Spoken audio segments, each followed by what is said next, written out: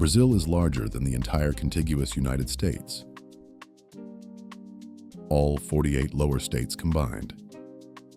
It shares a border with every single country in South America, except two. It has more species of freshwater fish than anywhere else on the planet, and yet, most people can only name two things about it: football and Carnival. So today we go deeper, much deeper. Close your eyes for a second.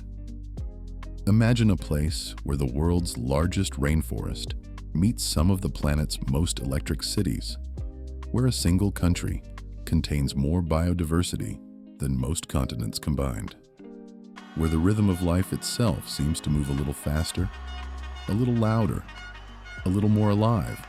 That place is Brazil, the fifth largest country on Earth, home to over 215 million people, spread across a land so vast it spans 8 different time zones, from the copper-tinted dunes of the northeast to the icy peaks of the south. Brazil is not one place. It is a world within a world. I'm your host, and this is Hidden Earth TV, where we go beyond the postcards and into the soul of a place.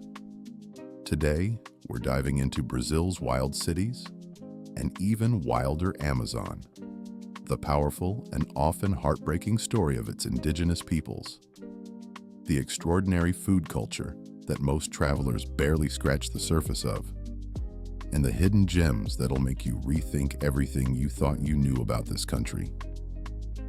Let's start with the cities, because Brazil's urban landscapes are as dramatic as anything you'll find in nature. São Paulo, 22 million people, the financial heartbeat of South America, a concrete jungle so enormous that its traffic jams are measured not in minutes, but in days. There are more helicopter landing pads here than in any other city on Earth. Let that sink in. When the roads stop moving, the wealthy simply take to the skies. But São Paulo is also surprisingly alive with culture. The city has more Japanese descendants outside of Japan than anywhere in the world. Its street art scene rivals Berlin. And its restaurant culture? There are over 15,000 restaurants in São Paulo alone, more than New York City. Then there's Rio, the city where the mountains meet the sea and somehow make it look effortless. Rio de Janeiro literally means January River, a geographical mistake made by Portuguese explorers who arrived in January and thought Guanabara Bay was a river mouth. The name stuck. The bay didn't mind. Rio is contradiction made beautiful. Favelas climb the hills above luxury hotels. Samba echoes through streets just blocks from corporate towers. It's chaotic, gorgeous, and utterly addictive. But now, leave the cities behind. Fly north. Watch as the urban sprawl dissolves into something ancient and alive. The Amazon. 60% of Brazil is covered by rainforest. The Amazon basin alone produces 20% of the world's oxygen. So much so that scientists call it the lungs of the earth. Step inside, and your senses are immediately overwhelmed. The smell of wet earth and bark and something sweet you can't quite name. The sound of 1,000 birds speaking at once. The temperature drops. The light changes. You are small in here, gloriously, humblingly small. The Amazon River carries more water than the next 7 largest rivers on Earth combined. During flood season, the river swells so dramatically that entire forests become submerged, and pink river dolphins swim between the treetops. Pink dolphins in a flooded forest. Brazil doesn't do ordinary, but to truly understand Brazil, you have to go further back.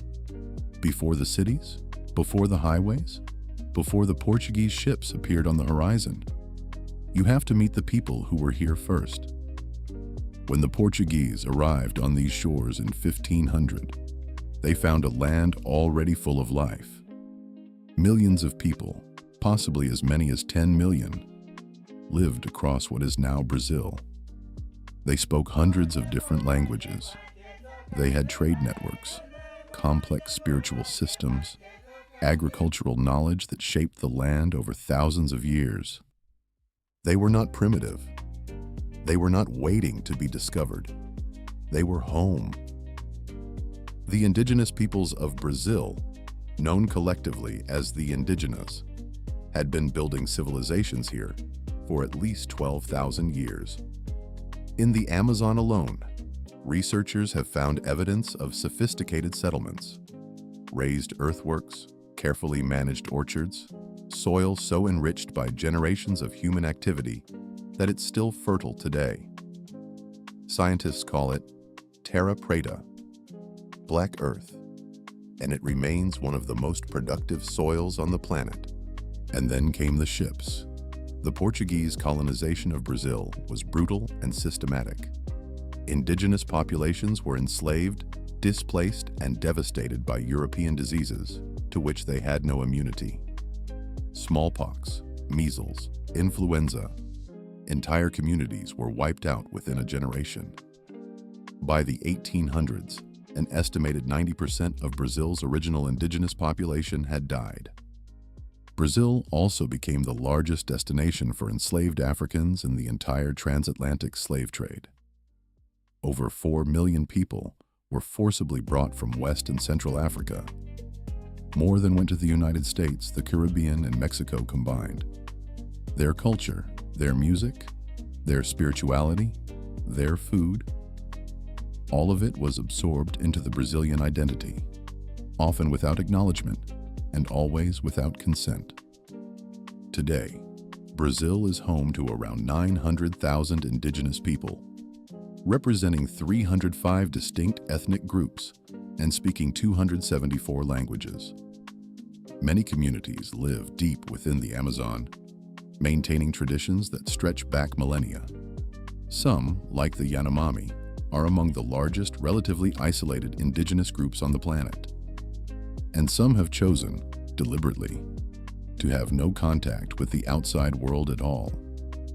Brazil's government officially recognizes over 100 isolated or recently contacted groups. They are seen on satellite imagery. Their fires are recorded by drones, and by law, their choice to remain separate is respected. Think about that. In the 21st century, there are communities of people living in the Amazon who have never seen a smartphone, never heard of TikTok, and have consciously rejected contact with the outside world. Whether that's heartbreaking or inspiring depends on who you ask. But it is undeniably extraordinary. The ongoing battle for indigenous land rights in Brazil is fierce and unresolved. Deforestation, illegal mining, and political pressure continue to threaten communities whose very existence depends on the forest around them. This is not ancient history. It is happening right now. You cannot separate the soul of Brazil from its pain, but you also cannot ignore the extraordinary culture that rose from that complexity, and nowhere is that more alive than on your plate. Brazilian food is not one cuisine. It is a conversation between continents. Indigenous ingredients, African techniques, Portuguese recipes, Japanese influence, Lebanese spice, German pastry, Italian pasta, all of it colliding in the most delicious possible way. Let's start with feijoada, arguably Brazil's national dish, a deep, slow-cooked stew of black beans and pork, traditionally made on Wednesdays and Saturdays, eaten over rice with collard greens and a squeeze of orange. It was originally a dish of the enslaved, made from the leftover cuts of meat that the plantation owners didn't want. Today, it's served in Brazil's finest restaurants. Food has a way of reclaiming its dignity. Then there's açaí. You've seen it in smoothie bowls in London and Los Angeles, probably topped with granola and a drizzle of honey. In Brazil, açaí is eaten savory. In the Amazon, it's scooped straight from a bowl and served alongside fried fish or shrimp tapioca. thick, purple-black, and earthy in a way that the Instagram version will never replicate. Speaking of tapioca, Brazil's relationship with cassava is ancient and deep. The indigenous peoples of the Amazon had been cultivating it for thousands of years before colonization. From cassava comes tapioca flour, used to make delicate crepe-like pancakes stuffed with cheese, coconut, or meat. It's gluten-free, fast, and found on every street corner from Belém to Brasília. And let's not overlook what Brazil produces at a global scale. Brazil is the world's largest exporter of coffee, soybeans, beef, orange juice, and sugar.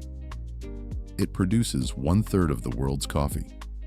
1 in every 3 cups you've ever drunk may have started in the red soil of Minas Gerais or São Paulo state. Brazil is also the world's second largest producer of cacao, and a growing movement of small batch Brazilian chocolate makers is earning international recognition, challenging Switzerland and Belgium on their own terms. The Amazon contains hundreds of wild cacao varieties that scientists are only just beginning to catalog. To eat in Brazil is to eat history. Every dish carries a story. Every ingredient has a journey. Pull up a chair. We've seen the cities, walked with the forests, and eaten our way through centuries of history. But Brazil has one more category that deserves its own spotlight: the facts that stop you in your tracks.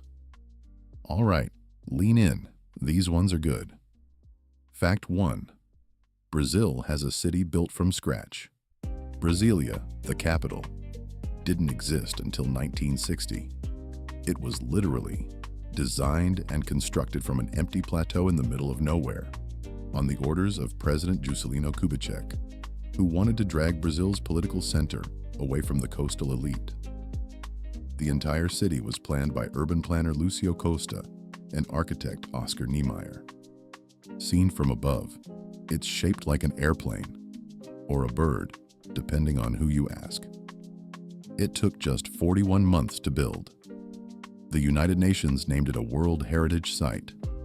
It is one of the most audacious urban projects in human history. Fact 2. Brazil is home to the world's largest Japanese diaspora outside Japan. São Paulo's Liberdade neighborhood is a living slice of Tokyo.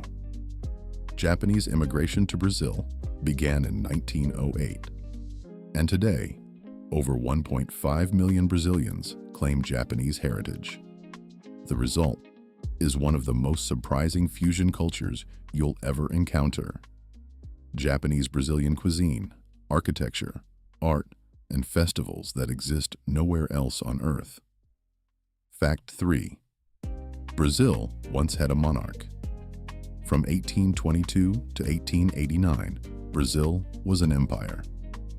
Emperor Dom Pedro II ruled for nearly 50 years, and by most accounts, he was a remarkably enlightened leader for his time. He spoke multiple languages, was a passionate scientist, and corresponded with Charles Darwin and Abraham Lincoln. He funded public education, invited European immigration, and was eventually overthrown in a military coup while he was asleep. Fact 4. The Amazon River has no bridges. Not a single bridge crosses the Amazon River, the entire length of it. The few crossings that exist are over tributaries. The reasons are partly engineering, partly economics, and partly the sheer, untamed scale of the river. In many stretches, it behaves more like a moving inland sea than a river. Ferries, boats, and float planes are still the lifeblood of Amazonian transport. Brazil is too big to summarize, too complex to reduce to a single story. It is ancient and modern, wounded and joyful, wild and electric, all at the same time. It is a country that has survived extraordinary suffering and somehow responded with some of the most vibrant culture, food, music, and art the world has ever seen. That's not an accident. That's resilience. If this video opened a door for you, Leave a comment below. Tell us which country you want us to explore next. Like this video if you learned something new. Subscribe to Hidden Earth TV so you never miss where we go next. This was Hidden Earth TV. Stay curious. Keep exploring.